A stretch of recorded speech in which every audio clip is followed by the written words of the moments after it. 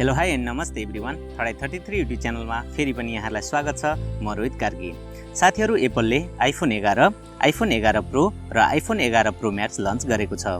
IPhone 11 iPhone 10R को upgrade हो, iPhone 11 pro iPhone 10S को अपग्रेड हो भने iPhone 11 pro Max iPhone 10X Max को अपग्रेड भर्सन हो।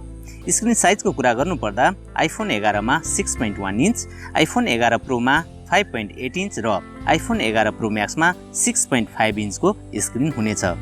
त्यसै गरी आइफोन 11 6वटा purple, yellow, green, black, white र रेड कलरमा आउनेछ भने आइफोन 11 प्रो र म्याक्स 4वटा midnight green, silver, space grey र गोल्ड कलरमा आउनेछन्।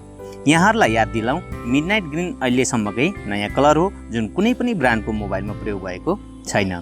त्यस्तै डिजाइनको कुरा गर्नुपर्दा आइफोन 11 एल्युमिनियम र ग्लासले बनेको छ भने आइफोन 11 प्रो र म्याक्स स्टाइलनेस स्टिल र ग्लासले बनेको छ। भेरिएन्टको कुरा गर्नुपर्दा आइफोन 11 64, 128 र 256 GB, त्यस्तै आइफोन 11 प्रो र म्याक्स 64, 256 र 512 GB को बेस भेरिएन्टमा आउनेछन्। त्यसै गरी आइफोन 11 मा 6.1 को liquid retina high definition LCD display रहनेछ भने आइफोन 11 प्रो र म्याक्समा 5.8 र 6.5 को सुपर रेटिना XDR एलोइड डिस्प्ले रहनेछ। यी तीनवटै मोडल वाटर, डस्ट र फ्ल्यास रेसिस्टेन्ट यानि कि IP68 सर्टिफाइड छन्, जो A13 बायोनिक चिप्सका साथ आउनेछन्, जुन अत्यन्तै फास्ट चिप्स हो। यसलाई थर्ड जेनेरेसन न्युरल इन्जिनले अझ फास्ट बनाउनेछ।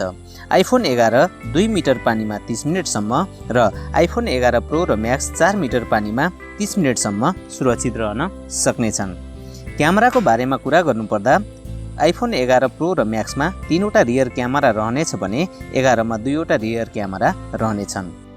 आइफोन 11 प्रो र म्याक्समा 2x अप्टिकल जुम र 10x भन्दा माथि डिजिटल जुम रहनेछ भने आइफोन 11 मा 2x अप्टिकल जुम र 5x भन्दा माथि डिजिटल जुम रहनेछ।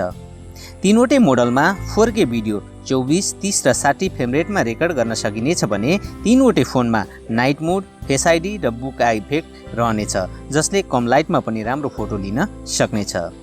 ब्याट्रीको बारेमा कुरा गर्नुपर्दा आइफोन 11 को ब्याट्री 10R भन्दा 1 घण्टा र आइफोन 11 प्रो को ब्याट्री 10S भन्दा 4 घण्टा र आइफोन 11 प्रो म्याक्स को ब्याट्री 10S म्याक्स भन्दा 5 घण्टा बढी टिक्नेछ भने यसमा 18 वाटको चार्जर दिएको छ। यी मोडलहरूमा फास्ट र वायरलेस दुवै चार्जिङ रहनेछन्। एप्पल कम्पनीका अनुसार सेप्टेम्बर 13 बाट यसको प्री बुकिङ गर्न सकिनेछ भने सेप्टेम्बर 27 बाट यसलाई खरिद गर्न पनि सकिनेछ। आइफोन 11, आइफोन 11 प्रो र iPhone 11 pro max base variant भर्सनमा क्रमशः $679, $979 र $1079 बाट सुरु हुनेछन्। iOS 13 अपरेटिङ सिस्टम लिएर यी फोनहरू लन्च हुनेछन्, जसमा ड्युअल सिम रहनेछ भने एउटा सिम इसिम हुनेछ। खुसीको कुरा, iOS 13 बाँकी सबै फोनका लागि यसपछि अफिसियली रोल आउट हुनेछ। धन्यवाद मित्रहरू, यो भिडियो यहाँलाई कस्तो लाग्यो? यदि राम्रो लागेको भए भिडियोलाई लाइक, कमेन्ट र सेयर गर्न अनि थडाई 33 युट्युब च्यानललाई सब्स्क्राइब गर्न नभुल्नुहोला। पुनः अर्को भिडियोमा भेट्ने बाजा सहित आज यहाँहरूबाट बिदा हुन चाहन्छु। यहाँको दिन शुभ रहोस्। जय नेपाली, जय नेपाल।